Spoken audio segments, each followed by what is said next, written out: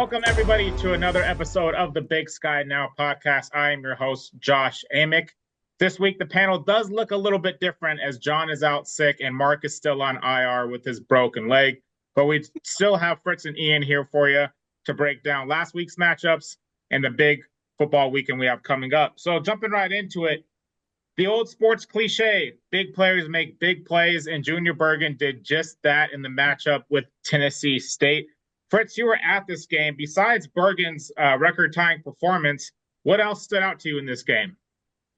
I thought the crowd stood out. It was a really pretty low attendance. Washington Grizzlies Stadium holds 25 plus thousand, and they drew 12,400 some.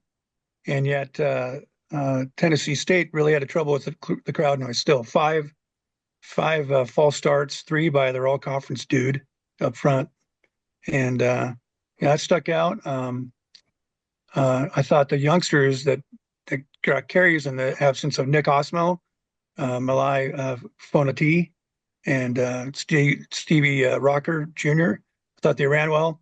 I thought that was encouraging. I was kind of surprised we didn't see more of them at the end. And then I thought the D line was getting stuff done.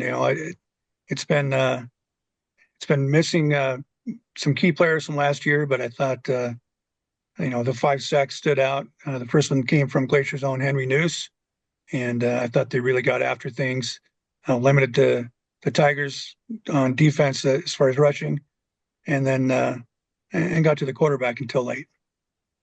I know Bergen's going to get a lot of the headlines just for his accomplishments on special teams, but I want to give some credit to the rest of the Montana special teams unit. Obviously, the 2 touchdowns were huge, but they went 4 or 5 on field goal attempts in this game, including that 50-yarder right before halftime, which was set up by recovering the kickoff on the pooch kick. Some big plays, not just on offense and defense in this game, but I mean, Montana special teams accounted for 26 points in this game. Pretty big margin in a playoff game like that. So just want to give them some credit. And then also to Eli Gilman as well, passed 1,000 yards for the first time in his career. I think he made all 11 defenders miss on that long touchdown run he had. That helped seal the win. So big game for him as well. Yeah, Fritz, I like that you mentioned the D-line getting sacks because Ellis, that was my first time watching him play. He's not an easy guy to sack. So they did a good job with their containment, keeping them in the pocket so they could get those sacks. So just an all-around good performance from the Grizz. Should be encouraged for their next matchup. Moving on to the other Big Sky team that was in the playoffs was NAU, and a lot of us had NAU picked. Maybe that was Big Sky biased, but John had he had them losing, but he is not here to break that down. So, Ian, in your opinion, what went wrong with the Lumberjacks besides their complete lack of offense and scoring 0 points? Yeah, I mean, it was just a tough day to get the offense rolling. 194 total yards. That's not going to get it done against a good playoff team. I want to give a little bit of credit to the defense. I mean, they did force 3 turnovers. Probably might have hoped you return one of those for a touchdown and give the offense a spark, maybe. It just wasn't in the cards for them over the weekend, especially in the playoffs. You had to be able to play complementary football. The defense was able to force some turnovers, even though they did give up around 500 yards of total offense. And the offense for NAU just didn't really show up on Saturday.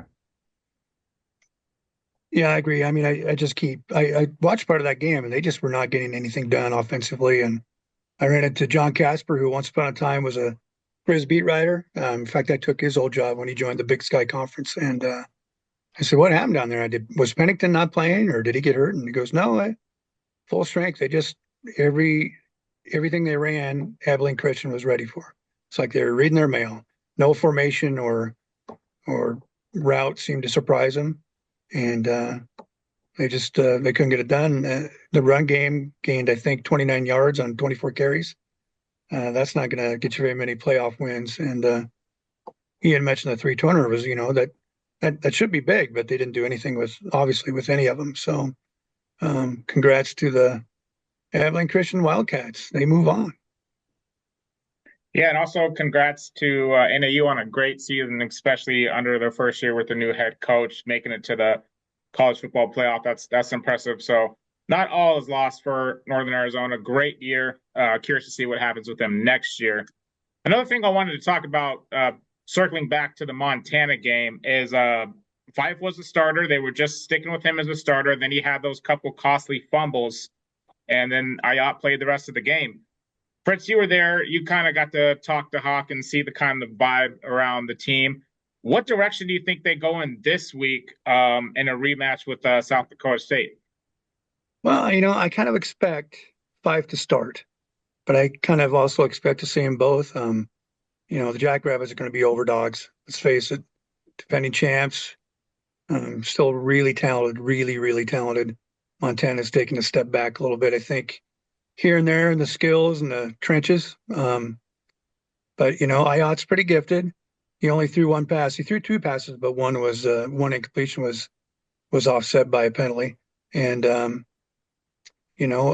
but he'd been outplayed, and then he got his ankle rolled against Portland State, if I remember right before halftime. Yep, Portland State. And that led to Fife coming in and having a very productive, if stormy, second half against the Vikings and keying that win.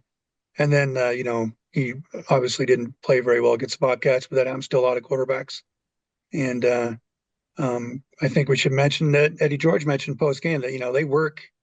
They spend a lot of time working on causing turnovers, and you really have to have tight ball security. And Fife didn't, and they pried the ball loose a couple times. And I still can't believe that Sanders Ellis, he keeps winding up with the football after fumbles. That's a freshman for Tennessee State. He's going to be a player. He already is a player, but he had two more fumbles coming right to him. And he almost housed one.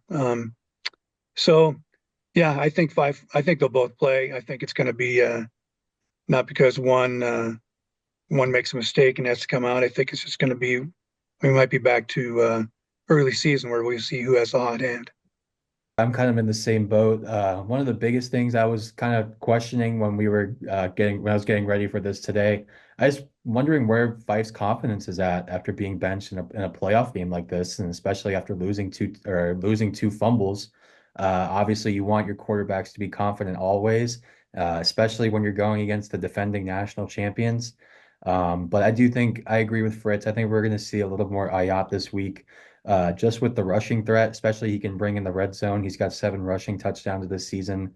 That might be a big thing, and against a very talented South Dakota State team.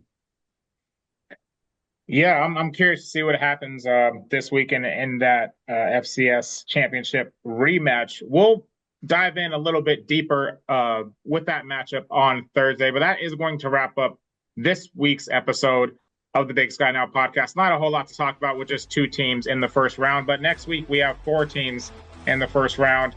It'll just be me, Fritz, and Ian again on Thursday, but join us again and we'll break down this week's second round playoff matchups. Until then, take care.